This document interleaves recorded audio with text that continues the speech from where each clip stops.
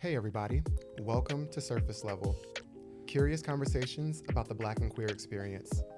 I'm one of your hosts, Jordan, and today, Tony, Damon, and I are discussing how we can all reject the shame that is often placed on casual sex. I'm gonna say a kink or a fetish, and you say the first word that comes to mind. Tony, golden showers. Negative. Tariq, spit. Love it. You must do that. Damon, race play. Hell fucking no, Gerard Carmichael. What do you think you've learned about yourself and your relationship to pleasure during a hoe phase? I learned so much about myself. I never really allowed myself to have sex.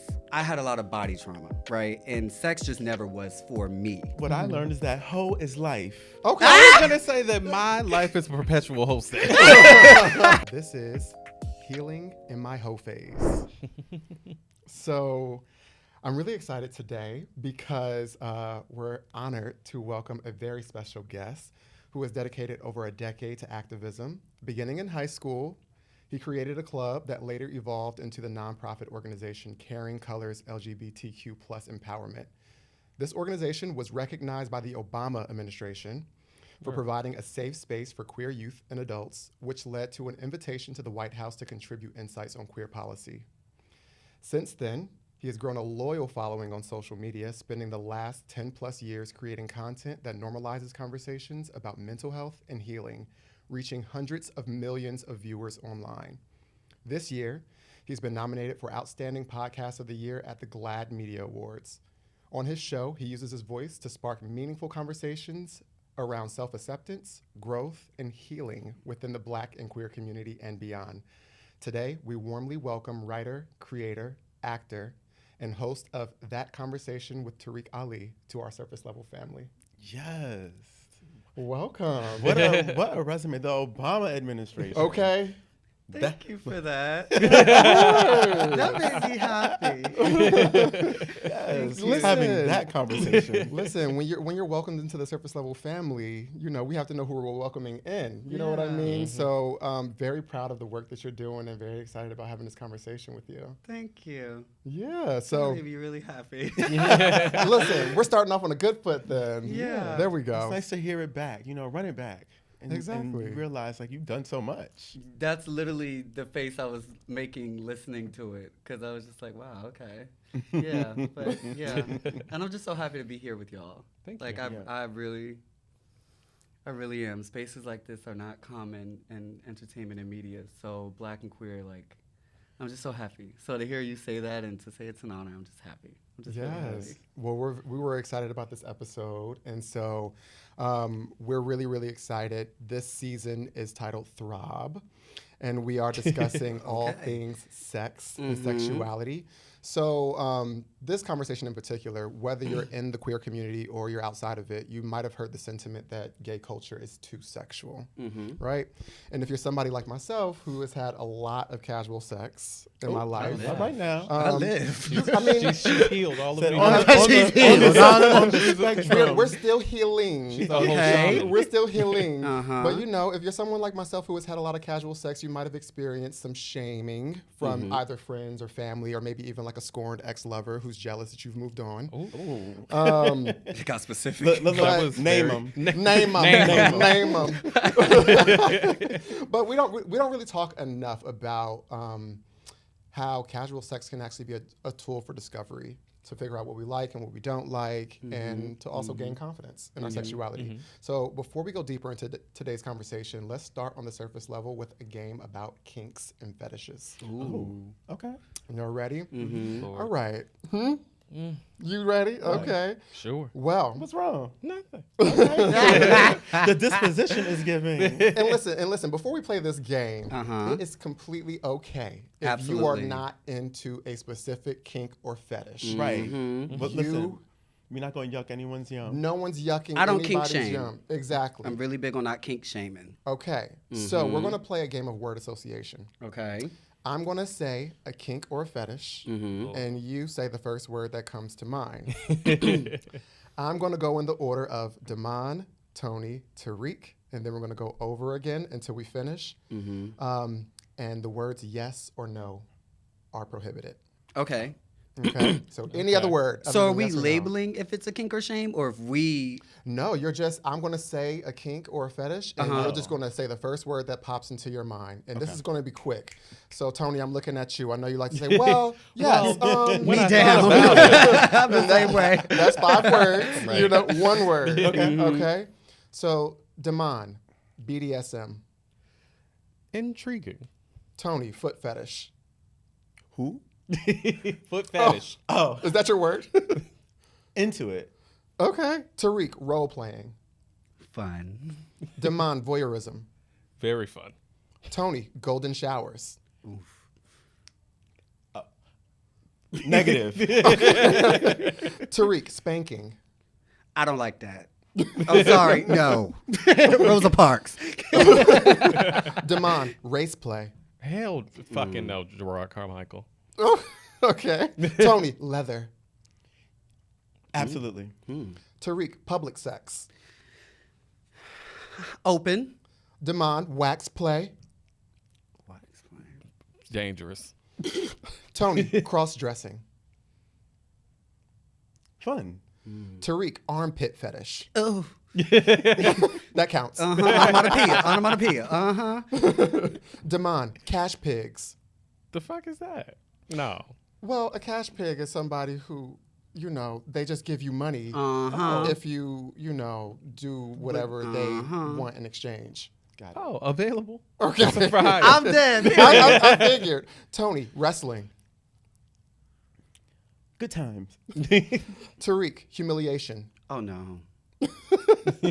Damon, gagging. Possibly. Tony, age play. Disgusting. No, I'm kidding.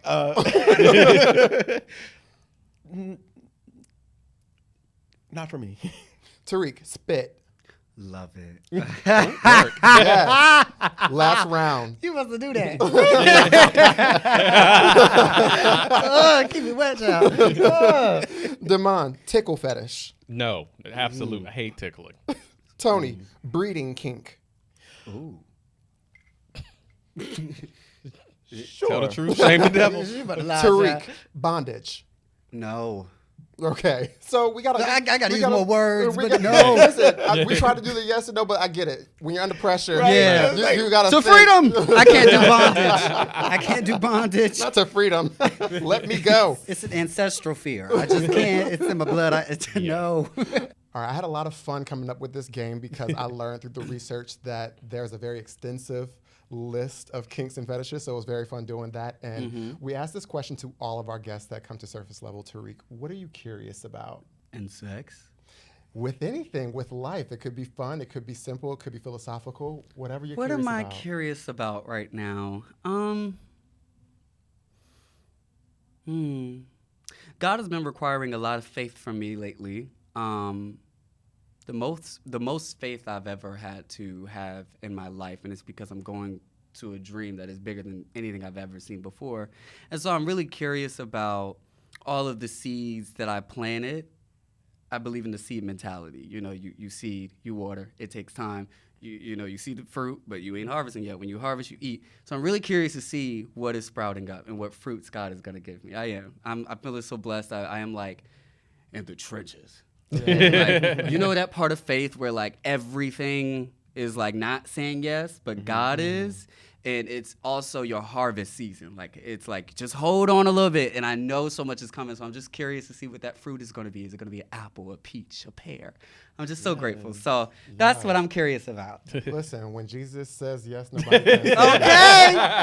no. Okay. Yes. All right. Well, that was fun, and again, it is okay. Every fetish isn't for every person, and so I had a lot of fun researching this because the list is extensive. So let's get into the conversation today. Today is about healing through our hoe phase. But before we can get into the healing effects of casual sex, I think it's important to discuss what we're healing from. So the first question I want to pose to the group is: have you all ever used sex as a coping mechanism? How about you, Tony? So, in regards to this question, sex as a coping mechanism, I feel like that's something that is common. And I want to give a little bit of information here because that's just what we do here at Surface Level. So, I found an article that said that the main way to figure out whether your desire to have sex is coming from a good, healthy place is to ask yourself a range of questions or engage in some self-reflection. So, there are about 6 of these. So, ask yourself or reflect on a few of these questions. Are you having sex to avoid anything? Not physical things like homework, but emotionally. Are you having sex to feel something you're missing? Mm-hmm. Are you having sex to fill a void? Are you having sex as a stress reliever? Are you having sex to feel or experience temporary intimacy or comfort? And so with that in mind, as it relates to sex being a coping mechanism, my answer to that is a little interesting because I found in one instant in my sexual experience where I wasn't having sex as much after I found out I was HIV positive, right? It was all in my head thinking about like, oh shit, like what am I gonna do? It was just a whole moment for me. And then I had some sort of breakthrough where I was like, okay, I got the worst thing that you can get, and I'm just gonna have as much sex as I want. And I think it was due to whatever stress I was putting on myself. I was just like, fuck it, like we here now, so I'm just going to fuck as much as I want. It was kind of like losing a little bit of care for myself in a sense of like, I don't care what happens because it's nothing that can be worse than this. Maybe death, but you know, I'm just like, I'm just gonna enjoy it. I'm gonna get my life. I'm going to cope with my reality by kind of existing as if it's like something that I don't know if it was like existing like I don't have it or like existing like I don't care about it or maybe a distraction, right? Maybe it's distracting, using sex to distract me from the fact that I have HIV and I don't know what to do with that or how to place it. So that for me kind of fits within like when I think about these range of questions, maybe it's stress relieving or feeling I needed to feel something that I felt like I wasn't allowing myself to feel before because I was in my head about it. I don't know, many things come to mind, but that was, I hope that this still falls within the coping mechanism realm because when I think about my experience, like that's what it was for me. I didn't look at it as a coping mechanism previously, but now I'm like, I was coping with something. What about you guys? You know, I've said on our show before, like at one point I was in like a physically violent relationship, and I remember towards the end of it and coming out of it, just like I remember having sexual experiences that were me just trying to regain control over my physical self, if that makes sense. Like if I was in a situation where I felt like the safety of my physical being was not up to me because I was living with this person and we were going through some rough things. And I remember moments of having sex, I was like, well, I can do this. And like, it's about my body, my pleasure, my distraction, my releasing of the stress, my avoidance of ending this relationship because it at that point I'm like, this shouldn't be happening, or my distraction of having just ended it. And I just remember it was just I described to people, I'm like, it's very strange when you're in an experience where you don't have the control over the safety of your physical self. And like my partner was larger, stronger than me, larger than me, whatever. And it was just something that I was like, well, I can't fight him back, but I can do these things to just feel like I'm owning this and like not. And it didn't feel great. Yeah. Like it just wasn't. And I love sex. I'm a very sex positive, and it just was me not having sexual experiences necessarily tied to pleasure, and it was just about wanting to like grasp for some level of control. Yeah. I loved Tony, I love that you went down that list of questions to ask yourself on if you are coping, because I think when we think about coping mechanisms, we get like really tight and we think that you only cope for certain things, right? But coping really is just, we can interchange it with like remedy or take care of. So like, for example, with ADHD, you get anxiety with a lot of line items of things to do. So the way that people with ADHD cope with that is they get things done to make themselves feel better. So coping is really just about having a lack there of something or needing something and then going to something else to take care of that or to remedy or to cope. So like even with you, with safety and feeling secure and feeling like power, right? The way that you would take your power back was like you use sex as a vehicle for that. So it's like with that, I think every single human uses sex at some point in their life to cope, like in a different way. I think it becomes alarming when it's the only way you know how to cope. So if you always have the feeling of feeling alone and the only way you feel not alone is to have sex, then you become addicted to sex because that's the only way that you know how to cope with feeling alone. So it's like we cope with these things. We have healthy ways to cope. Coping could be meditation. It could be taking a nap. And then maybe when you're not in a good season where you're not doing your wellness stuff, you want to fuck. So it's like, I think it's just a balance. And it's like, because when you look at that list and when you even hear that list, a lot of healthy relationships, I had a long day. I want to, okay? Take your day out on me, baby. Like, so we all like, sometimes it's like coming home and having a blind, having a glass of wine, and it's not having 8 shots of tequila. That's still coping. Yeah. I think when we talk about coping, it always has a negative connotation because of addiction.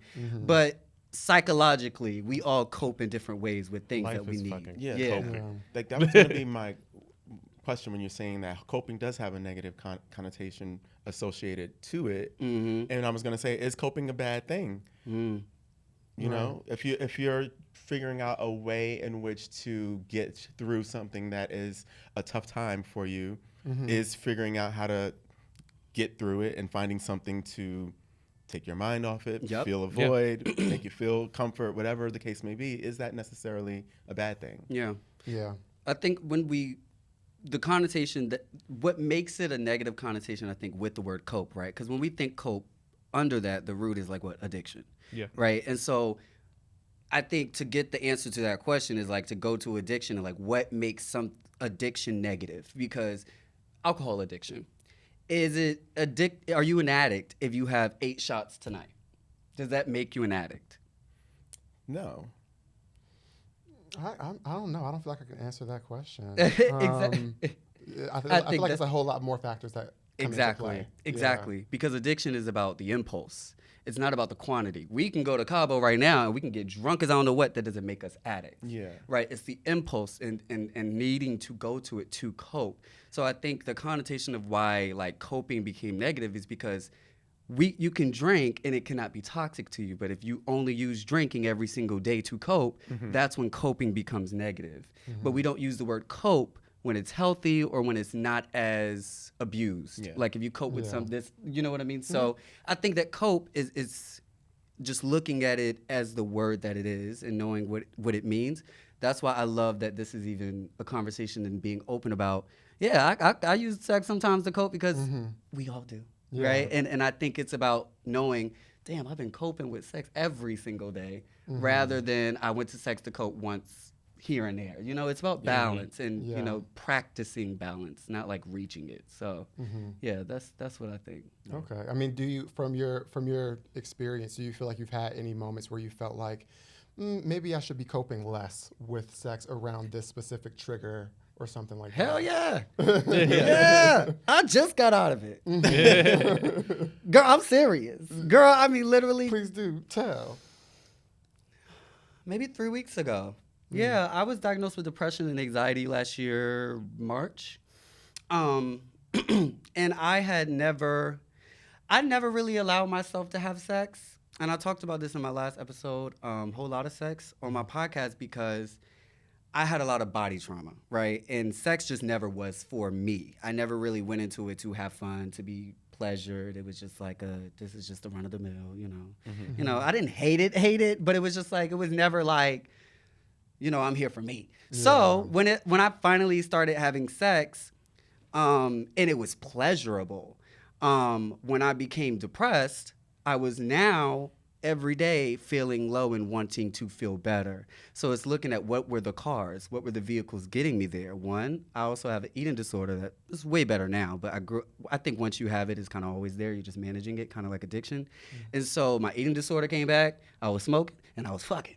So I was like having a lot of sex because for me now, this is a vehicle that makes me feel pleasure. Yeah. And pleasure is just, it makes you feel good. And so I was going to this thing like a drug. I was going to it. It made me feel good. It made me feel pleasure. It made me feel good. And when I wasn't doing it, I was fighting for my happiness. So it was, I had to just allow myself to just show up how I was. And I just, in my healing process, I just allow myself to be depressed.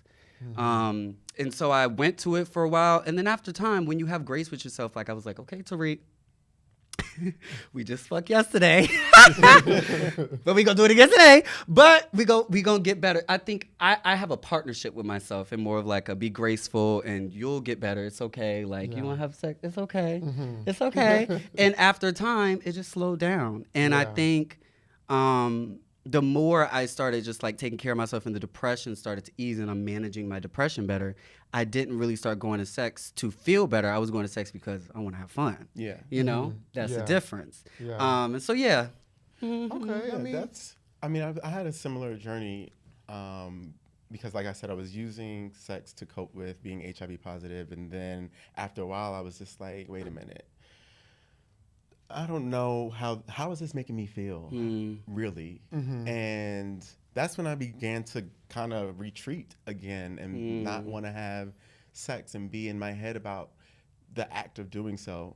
And it wasn't until later on just accepting that everyone is responsible for their own sexual health, being more open about my status up front, like just I was removing the things that were holding me down. Yeah. You know, shackles off my feet so I can dance. Exactly. I just want to praise them. I don't think Mary. Well, listen, the church, they the ones that be down in the gutter. Hello? So, but I think that experience, that whole experience in itself is, I can't imagine it because as a gay, black, I'm non-binary, but the labels and the gender don't really bother me. So as a black gay man, as that being raised to be a man and to be queer and black, literally, I went to college in Atlanta. Right when I got in, one of my parents was like, "You ain't afraid to like get HIV?" Or like that's the first thing. Like so to have one in school for us to not be recognized or visible or to exist in sexual education, having to figure that out on our own, and then to see what the world, CDC, CNN, the only time we see us on there is about HIV and all of that. So it's like to then go out into the world and sex is supposed to be for you, and then you're diagnosed, and then it's like you have to refine your whole identity because the world has already told you what you will be and what you are and what you're, so that alone it's the coping.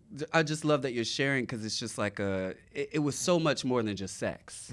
You had to go back to self to figure out like, who am I? Like, this is mine. You had to take your power back in terms of like, this is for me. Absolutely. Because it comes with so much shit that like we didn't create or want to believe. The world gave us this conditioning and told us that this is wrong. And it's like, we have to spend so much time shedding that. Yeah.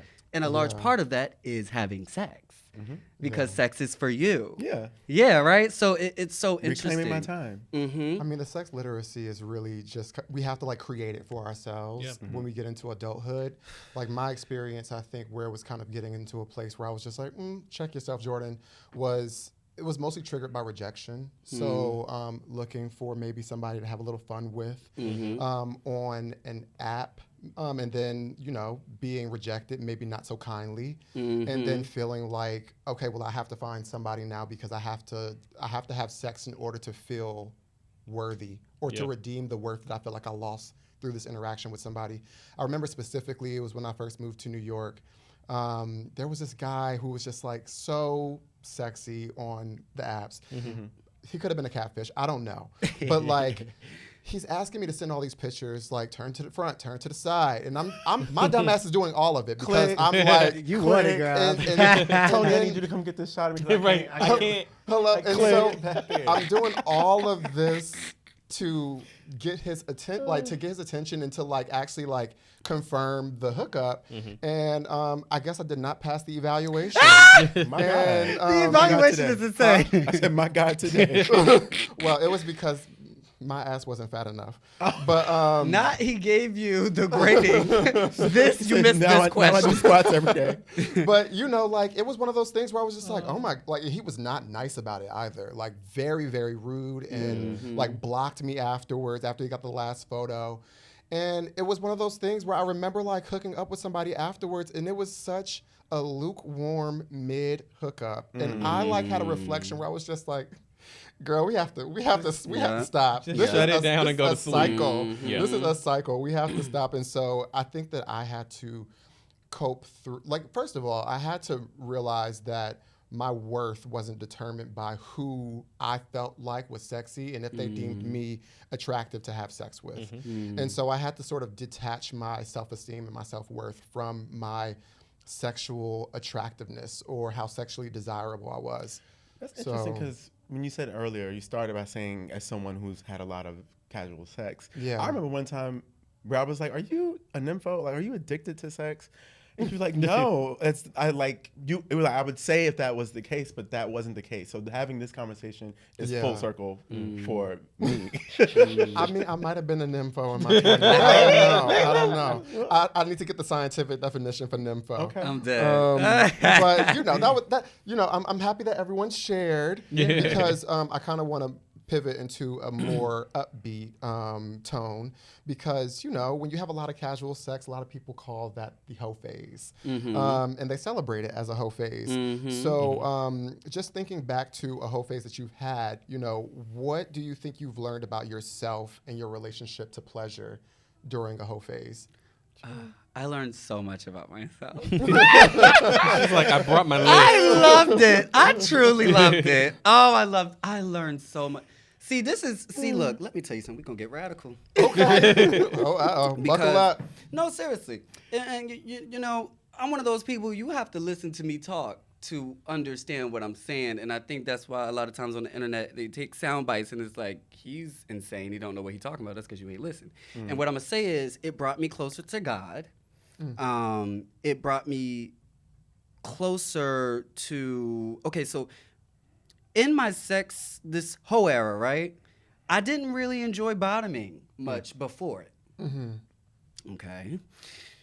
Bottoming takes a little submission. You know, I didn't really like submissiveness that much before. And when we show up a lot in sex based off of where we came from. And I grew up experiencing homelessness, being juggled around homes. Both of my parents are recovered addicts now. I was sexually assaulted by my brother for years growing up. Sorry, trigger warning, y'all. We gonna be okay? But all of these things. So submission was scary for me. I didn't know how to ask for help. I did, like, even submission in life. My aunt and uncle took me in when I was 15, and I didn't know how to be a child. She would always tell me, stop worrying about that. I didn't know how to let someone take care of me, help me feel good, like actually believing that I'm safe. I had to always, so even the idea of bondage, that's why earlier that, it bondage or like submit, like a man, like just controlling me, like the feeling of that. I just never was comfortable with it. So through my hoe phase and just bottoming and like, you know, having sex with some tops. With a capital T. With a capital T. Ooh, I felt that from across I mean, just having, you know, literally. And the ones that like love submissive bottoms. Like, look, I was in the streets. Okay? I'm trying to tell you, I know y'all lived a life, so y'all know what I'm talking about. But when you, there's different people sexually, and it's like the ones that love like a submissive bottom, like they tell you what to do and you listen, and the pleasure is kind of in being, you know, him telling you what to do and being submissive. I never really enjoyed that. And in this whole era, it's taught me a lot about submission, and it showed me that I actually enjoy it. Yeah. And it's changed the way I've dated. I didn't even know that I would like to be more submissive in my relationships. The reason I didn't enjoy it before was because I didn't feel safe. I didn't trust. And the reason that also brought me closer to God, because it taught me surrendering and submission to God. And when he tells me something in my dreams or that I'm safe, not questioning it. Like when my uncle took me when I was 15, it was certain stuff my uncle would say, and my aunt would stop worrying about it because she got a man. You know, it's that security and submission. And my whole face really helped me a lot to see that in my partner. Now I know that I do want a man that leads. Yeah. I do. Yes. You wanna be I didn't know that before. And have some things taken care of. Yeah. Okay? Yeah, I want a man to say, I got it, and I'm taking a nap. Before my relationships, I was in relationships, it was kind of like, you know, they say they would do it, and I would still go. I'd be like, okay, and still get it done. We go to DR, they'd be like, oh, do you have this file? And they'd be like, the what? I'd be like, here you go. You know, but now that I know I enjoy being submissive, I know that the partner I want should want to lead, and that should be something they enjoy to do.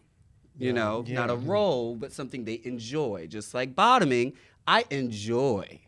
Do what you got to do. Okay? So that's what it's taught me so much. I love it. Yeah. But on that note, what I learned is that hoe is life. Okay. I was gonna say that my life is a perpetual hosting. Hoe is life. Hoe is life. There's nothing wrong with casual sex. And a lot of people like to make folks think that there is. Yeah. And before my diagnosis of being HIV positive was really when I was the most in my hoe phase, where I was just like living abundantly. Yes. And fulfilled in many different ways. And so I love that we get to have as much sex as we want. We should be having as much sex as we want. Like, it's an enjoyable thing. Yeah. You know, you gotta be, practice safety and take care of yourself and all your sexual health and all that.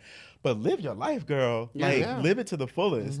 And on that note, I think you just gotta be clear as to why you're in your whole phase. Is it because of sexual exploration and it makes you feel good and all these things, versus one of the things that I mentioned when you're doing like those questions from earlier and asking yourself, am I doing this for healthy reasons versus not? And one little quick story, like I wanted to have, because whole phases are not just like a one and done.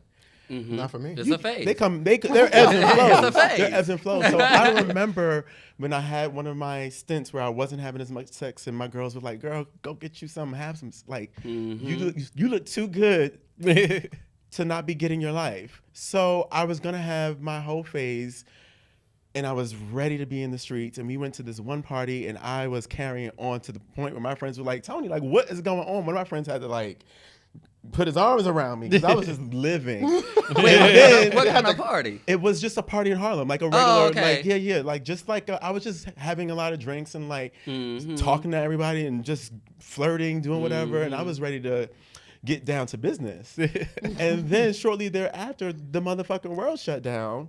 The pandemic hit, and so the whole phase during the pandemic was not really what I would have wanted it to be, because we really had to be inside, and everyone was not inside during those times. I did find some sneaky links in during the pandemic. However, it wasn't what I wanted to really be in the streets. Then we come in 2 years after the pandemic. Okay, outside is opening back up. I'm ready to be in my whole phase, and guess what? I jump right into a serious relationship. but however, just because I'm in a serious relationship doesn't mean my whole phase doesn't, can't be fulfilled and come to fruition. It just looks different. Girl said, "Tony, that man's about to get you." No, he ain't. Jordan, you ready? She's gone. She's gone for not long for this world. No, I think that my whole phase is perpetual. Like for me, when I think of the term, it's about discovery. It's about variety. It's about new experiences, and I think that is helpful if you are living life as a single person. But I also find it helpful as a person in a relationship, because, like, with me and my partner, we come to our relationship with the things that we know we enjoy and the things we know we do not. You can discover something new through someone else. You may find the person that is into the restraints or whatever that does it just the way you like it. And that may be something new that you find that you wouldn't have found on your own or with your current sexual partner or partners. So I think that for me, it's always about discovery. I'm constantly looking for new things and exciting things and new experiences and new ways to experience my body or other bodies. Yeah. Why not? And I think the whole phase finds you. I don't think you find it. Interesting. I do. I think that Go deeper. that's a pun. But no, seriously, because I think when you do try to plan it, it never work out. I think that usually, well, it's different because like some people are proud sluts, and when I say that, like proudly Me. love sex and just have sex more recreationally and just like more as fun, like they just enjoy it, while others go into their whole phase maybe out of coping, maybe out of trying to explore, trying to learn. And as a healer, like I look at everything with a lens of like healing. And so like I love that you just said this about you can find the right person that does the right amount of bondage and it can be comfortable for you. Because can you see how you can use sex to heal? Like me just saying how bondage is something that makes me uncomfortable because of my past and like also all of that, right? Imagine a man that makes you feel safe and he can bond you and you feel safe and you're feeling pleasure. That will heal you in the same place where I would have, let me not make it general, where I would have anxiety or fear or whatever, if a man will be healing me through every single time we have sex and do it to a point where I won't start trembling anymore. And that is that exploration, right? And sometimes it's your whole phase where you would only do that. Yeah. You see what I mean? No, so for it's sure. even in the mud and in the trenches where you can find something new, because it's like, you may be going to this to cope, and you are depressed, but there's some healing in there as well. It's like through the storm that we actually get the raindrops. So it's like, that was me. And so in my last relationship, it was a couple of things that, I didn't, but it healed me and it taught me some things. So I enjoyed it. And I think, like I came out of mine recently and I was kind of mad. Because I was a little mad because, I wasn't mad. It was just like, it was a couple of hookups, and I was just like, damn, this ain't hitting no more. When you go to a restaurant too many times, it's like, No. man, this ain't hitting like it used to. I hate that. This was my favorite restaurant. And like, damn, it started Definitely like, happened I'm before. just like having sex, and I'm like, this ain't hitting the spot like it was. And, and then my body and my, I have a relationship with my body where I let it tell me. So it's like I was enjoying talking to some of my fuck buddies more than I was having sex with them. I said, damn, I want intimacy again. So that's just, it was like, it's a natural thing. And I think my body needed that. I think my body needed the freedom to feel pleasure, especially being Black. I think way before even sex, we are trained to not allow ourselves pleasure, to allow ourselves rest. I mean, generations that pass down, like even, like when you think about sex and like as a healer, like the different, are y'all familiar with the chakras? So the solar plexus is right here, right? And the solar plexus controls your creativity, your sensuality, your sexuality. So usually if you are feeling like stunted or just uncomfortable in a lot of those things, like I can't come up with nothing, I can't create anything, sex ain't feeling, it's usually in the same, you'll notice your creativity and all of that. Like I know some people that can't have sex while they're creating, or it's all in your solar plexus. So sometimes sex, you need sensuality, and that can be, different things outside of just penetration that you can do for your sensuality, like the tools and the, different things like that. So I think even in your hope phase, sometimes that may be your solar plexus in balance, literally. And if you go to healers and stuff, they will say, you maybe the people you're having sex with, you're not comfortable.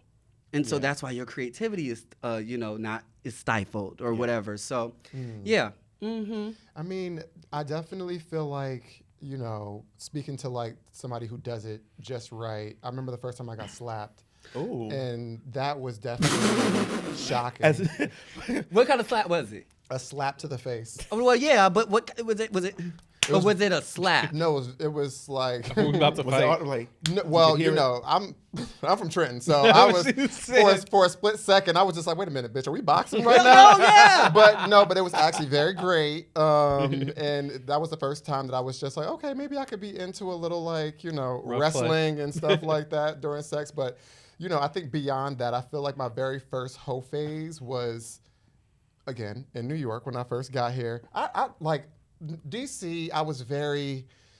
I was very constrained. You know what I mean? She was. I was folded completely under. folded under on campus. Well, I was still getting folded up, but like not as much as I wanted to. It was limited to the apps. I was nervous about going in public to like these gay spaces and talking to somebody face to face. And then so New York, it was a completely different experience. I felt like I was away from family. I was away from friends. Yep. I just didn't know many people here, so I was just like, fuck it, I'm going to the gay club. And I think the first thing that I noticed was that maybe I'm not so much as the bottom as I thought I was. So in college, I felt like the attention that I got was predominantly from tops who were a little bit older than me. So if I was 20, they were 22. And I just feel like, I started going out and I started getting different types of attention. And I'm like, let's try it. And then I never looked back after that, honestly. I just feel like I was waiting always in the past when I was in college for like someone to tell me that they were attracted to me. And I was just going along with whatever role I felt like they wanted me to fulfill in that scenario for the overall sex experience to be good. And in my mind, good meant like, are they happy with me? Yes. So it wasn't until I was able to like, expand my palette a little bit more in New York that I was just like, oh bitch, I actually like doing a lot of different things. Way more than I thought. And so I just felt a lot more ownership over like my own sex experience. Like I could go out and be like, this is what I'm feeling like today. This is what's on the menu tonight. Yeah. We're looking for tops tonight. We standing on business. With a capital T. Yeah. We're looking for bottoms tonight. Yeah. But and then everything in between. And sides too. Inside. I live.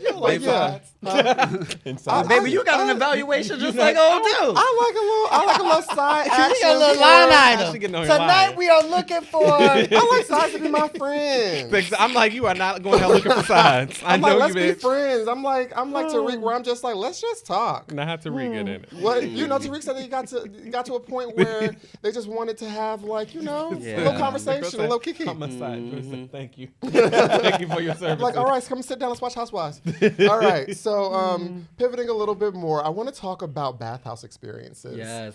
Because I know that all of us have been to bathhouses before, and I know that we've all had positive experiences there. So I'm just curious if we can all share, like, what was the, what part of the bathhouse experience did you appreciate the most, do you think?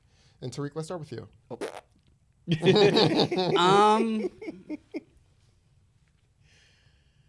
It was just so free.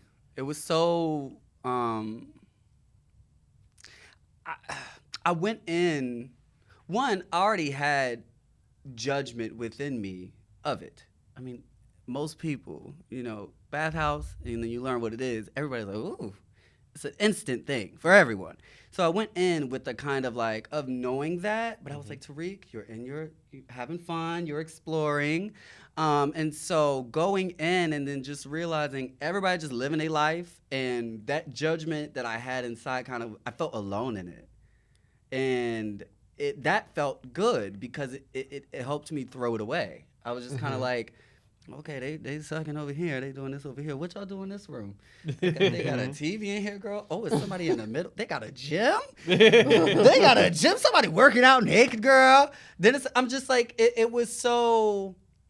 it was the freedom that really touched me, because the first time I went, I didn't really have sex. I was really just keying the whole time, like, oh my God. Like, I was like, oh my God, dudes like touching. I'm like, oh, I'm okay. Like, I'm okay. But I love the idea of the freedom. And just living and living your life without judgment, deciding your next step. And that's what it did for me. And then once it became like a comfortable thing where I'm just like in here, Then I had me a little fun. Mm-hmm. But, you know, then I couldn't keep going. I'm a public figure. You know, people look at me like, what you doing? I'm like, look, y'all.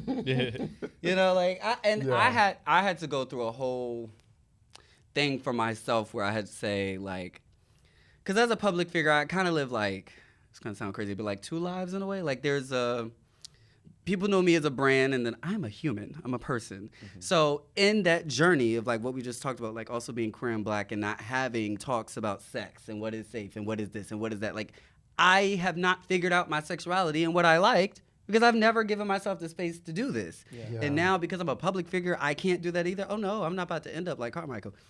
Oh. And that's not a jab. It's more so out of grace, because if you are never given that space to explore yourself Yeah. and your queerness, one, your queerness and the intersection of queerness and blackness and your blackness. Those are 3 different kind of things that, you know, you have to experience. And I was like, I'm not gonna, I wanted to allow myself to figure out who I am. The brand came after the human. So I didn't want to pour too much into what it looks like and what people think. I will be here longer than these cameras, and I will have a family. I have a life way bigger than that. So I had to just allow myself to Tariq, you're a person. And that's, you know, I let myself go to the bathhouse. But then I just started, it just got uncomfortable, girl. Yeah, it got uncomfortable, girl. Too many people know me, girl. Yeah, girl. And I don't want to go in there wearing a ski mask, girl. It's not, you know. Yeah, but I like the idea of bathhouses. I think it's so cool. I think it's so cool. It's good that you've given yourself the permission to have the experience, and then, you know, when it's no longer can serve you in the same way, you find other ways to fulfill that. But at least you've had that discovery phase and are still very much in that phase. I think it's perpetual discovery. And so in terms of the bathhouse, though, my first time at the bathhouse was on accident because I didn't know I was going into one, and They said I spa? thought it was the afters. Oh. And we get there, and it was And they give you giving slippers and a towel. take your right. And so then I was there. It was too late to back out. Yeah. And so I think that, you know, for me, what I loved about it, the experience, was that it was curiosity like unveiled, and it was you know, that sort of discovery, adventure. Like you were saying, it was just like, wow, like this is the shit out of the movies. Yeah. You know, like Yeah. that's what it felt like, being able to explore and to, if you wanted to do a little something, you could. I don't think on that first time I did, I was more like you, Tariq, where I was just like, I was king. Yeah. And it was given, and I was looking good or whatever, and I was like, I'm getting this attention. You know, this is nice. I'm seeing other influencer folks. I wasn't an influencer. No one knew who I was. So surface level was not a thing.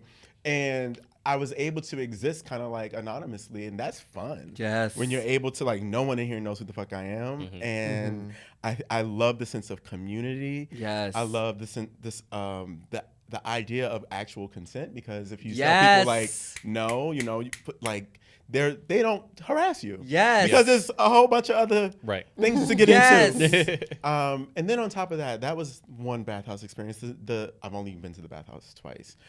So, you know, I would go again, but the second time I went was like luxury bathhouse. Oh, which one you go to? There's some nice ones. What was it called? What was the name of it? I forget. Is he here? Boiler room. Boiler room Boiler? in Berlin. Brooklyn? Berlin. Berlin? Oh, honey, yeah. Girl, that was my first time experiencing bathhouses, and I didn't know, because in Europe, sex is just completely different. Yeah. It's so different. I mean, I studied in Paris in college, and, you know, you go to a club, and then they got a room. It's just dark. room. And I'm like, where the light at? Ain't no light, girl. I just... I said, well, hold on now. I just... You know, and it's normal, and it's not...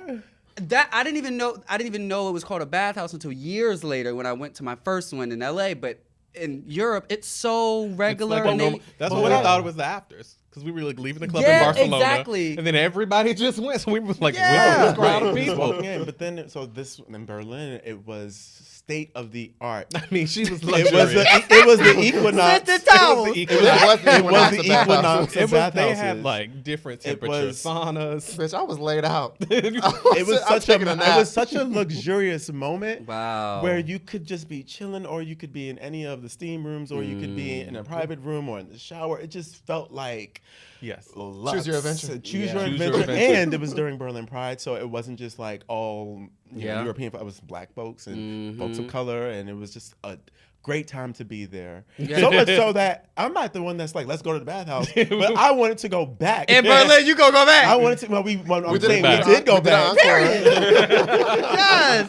I gotta go now. Set the towels. Absolutely. Yes, I you absolutely love. need to go. Yes. There's some nice ones. Yeah. There's some nice ones. Oh wow. I'll take your bathhouse and I'll raise you a sex party. So this was a new experience that I had a couple months ago. A friend of mine, and like not when I say that, I don't mean like we just come to somebody's apartment. I mean there's like a venue and like it's like a whole Yeah. experience.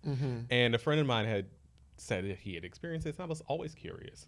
So one night he was like, "Well, I'm going. Do you want to go?" And I was like, "Fuck it, sure." And then first thing I thought, I was like, "Is somebody gonna recognize me?" But then I think the same thing. I'm just like, "Child, if you here, I'm here. We here. We the same. We here. Yeah. We both here in the gutter together." But one, I realized that the bathhouse is my preference because it is a little more choose your adventure. Yes. This was more like just all adventure, like a lot of adventure, which was cool because like I realized like things you learn like voyeurism. Like I was more into that in this setting, which I thought was really fun. Yeah. But then also something that I found interesting in a lot of things you find community. And there's like a little, I guess, bar section where like if you're not like in the full on adventure, where people were just like, "Oh yeah, we were at home and we were like, I don't know if we're gonna go out tonight," and we decided to come out. And it was just like people were talking in Literally. the same way that you'd be talking if you were friends at a restaurant or Yeah. a coffee shop or at a normal bar or just like coming over someone's house. And I think for me especially, like I'm really sex positive, but like I don't feel like I don't have like a ton of friends that are as sex positive or as adventurous as I. So like sometimes I'm just like, it was one of those instances where I was like, whoa, like there are people that exist in this space that are totally fine with it and are further along in that journey than me, and it was cool to be there. Yes. And I think that that's something because you spend a lot of time and you start like, oh, should I feel shame about this desire? Should I feel shame about wanting to experience this? Should I feel shame even just about the curiosity of what these things could be? And it was an environment where honey, 1 ounce of shame in there, Yeah. none. Yeah. And it was fun. Yeah. And like and again, it was an experience where I actually. Well, no, I did play a little bit, but like not a lot. And it was just more like the voyeur, the experience. I like the energy about I like sexual energy in spaces like that. Me too. Yeah. And I just think it's fun to be in. Yeah. I mean, I think that bathhouses for me, I had like a very like, I had a lot of curiosity about them, but for me, my preference was that I didn't want to do it in my hometown. For a lot of the things that are being brought up right now, which is just kind of like, you know, a feeling of just like, I kind of want to be a little bit more anonymous. And so my first experience was in Paris, and same experience. I was just kind of like watching and just trying to like, you know, figure it out. And I think the thing that I appreciated the most is that I was so nervous to take off like my clothes and get in the hot tub. And I felt like it, like, within maybe like 10 seconds of me taking off my clothes, it was over. And all of that feeling of anxiety was completely gone. It was very similar to my experience going to a nude beach. Like heart racing before we got to the nude beach. Because I'm just like, oh, bitch, we're really in it now. We're in it. And then when I got there, I'm just like, everybody's naked and just relaxing. People are suntanning. People are like laying out. People are in the hot tub. I'm switching back into the bathhouse now. But it's like, it was so unspecial in the sense that like no one was batting an eye. And I think that for me, it helped me just, I guess, take the anxiety out of sexuality. And you see like a spectrum of ages. You see a spectrum of races and body types. And everyone is just like doing whatever the fuck they want to do, minding their business. Everyone's respectful of your space and your boundaries and everything like that. And so Of your preference too. yes, Like, I mean, literally, somebody touching you just saying no, and they just okay. right. Yeah. Like they literally move on. It's not a conversation. Yeah, like you know it's what I nothing mean? about you. It's It's, just Right. you know. it's just like fair. Yeah. Enjoy your time. I also just remembered, like, when we first graduated from Howard, I went home for, like, I don't know, a month, 2 months before I moved back to the East Coast. And I hadn't come out yet. So it was just like I was trying to experience sexuality. And I remember going to Steamworks in Chicago, in Boys Town, as some of my earlier sexual experiences, because I was just like, I'm here, I want to be around queer people. I feel weird about this like internet thing. I mean, it was like 2011, so I was just like, that feels strange. I wasn't ready to be like at a bar, but I was like, if I go somewhere and it feels like everybody is like there for this thing and we're like locked away in some private setting, I was like, then maybe I will feel a little more free. And I did, which was like, you kind of think the opposite. You kind of feel like, oh, maybe I want to ease into it. I was like, I don't want to go to the gay book club. I'm just like, where are niggas fucking? I gotta figure out Where are they fucking? Where are they fucking? Because that's what I really want. I'm 22. I'm horny as fuck, and I'm just trying to figure this body thing out right now. Yeah. And it gave me the space to be able to do that. And I want to offer a healing perspective to it too, because I want people that are going to be listening to this, one, also be safe. And like, you don't just go to everything because you invited, girl. Don't just go because it's a sex party. Don't just go. Like, you know, this comes with also learning how to protect yourself, learning what makes you feel safe and what doesn't make you feel safe, because it's different for everyone. And I think as we speak about that discomfort going into it and how you are going to be uncomfortable at first, you do not go into this being confident, being comfortable, being happy. Okay, and I think when you just think of healing in general, whenever you are trying to grow something or be comfortable with something, it is going to be uncomfortable at first. And I love, like, what you said with your experience, and even with mine, like, I have body dysmorphia, and I grew up obese. So my body, like, taking off clothes, I would literally go to gym early to change because I didn't want people to see my body during sex. That's what gave me a lot of anxiety.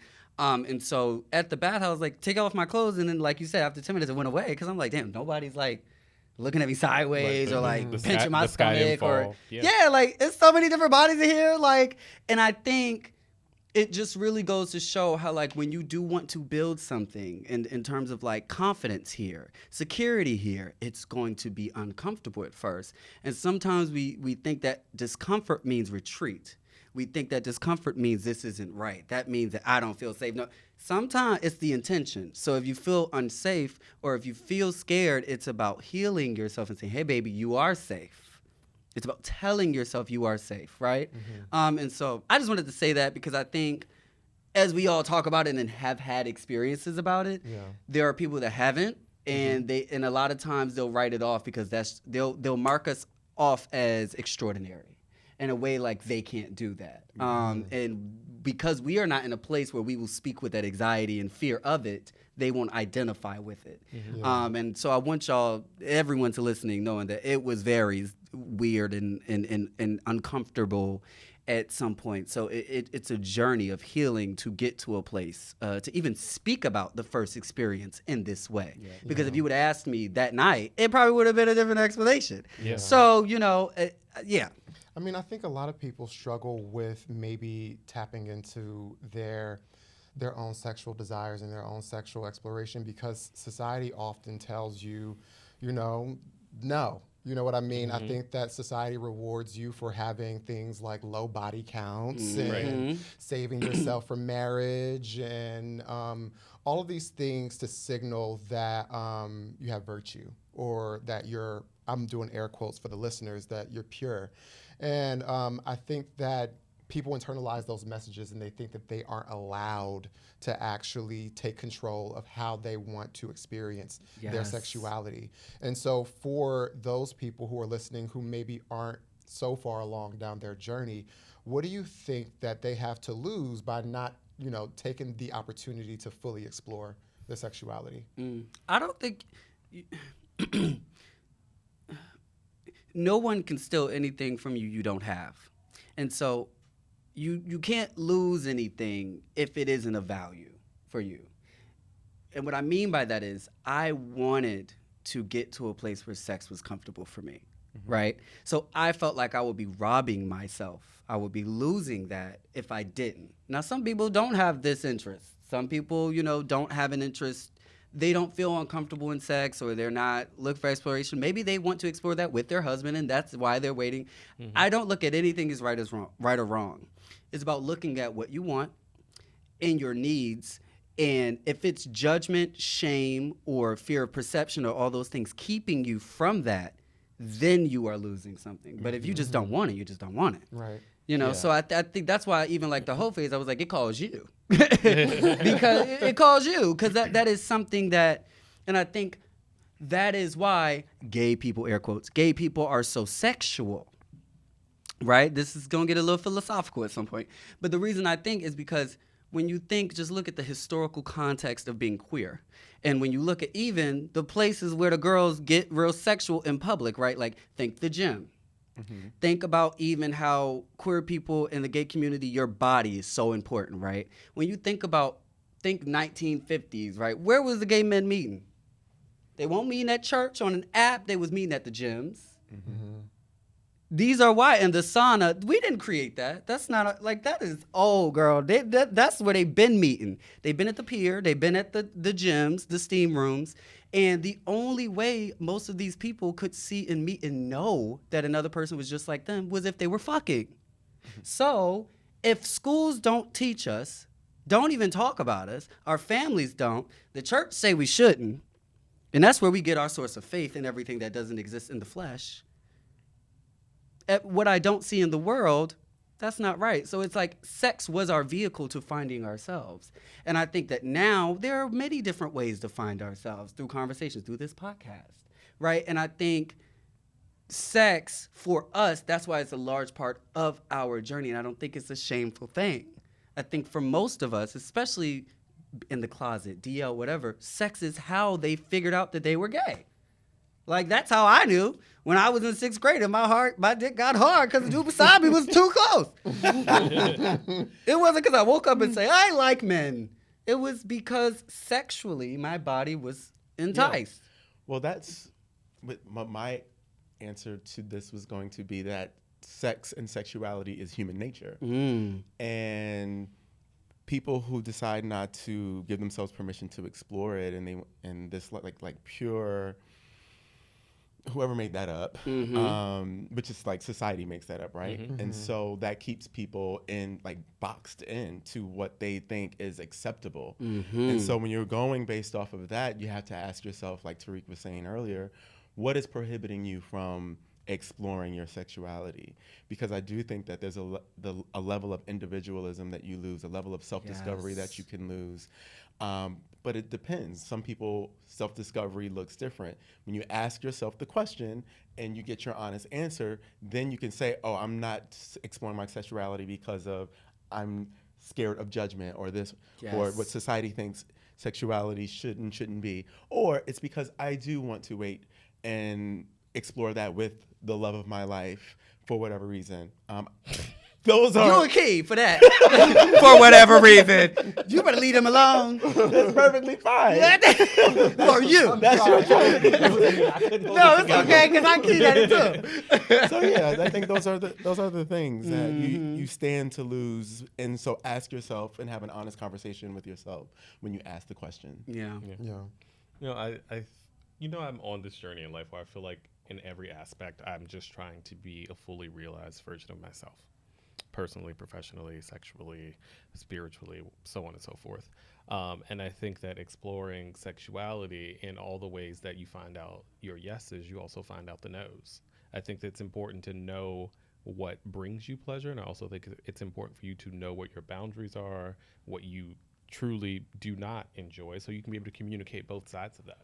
Yeah. Like, that's the sexual journey. Like, we talk about it a lot through the lens of pleasure because that's the fun part. Yes. But there's also a part of it where you have to understand the boundaries or the limits to your comfort or to the place you are today, because we're always evolving.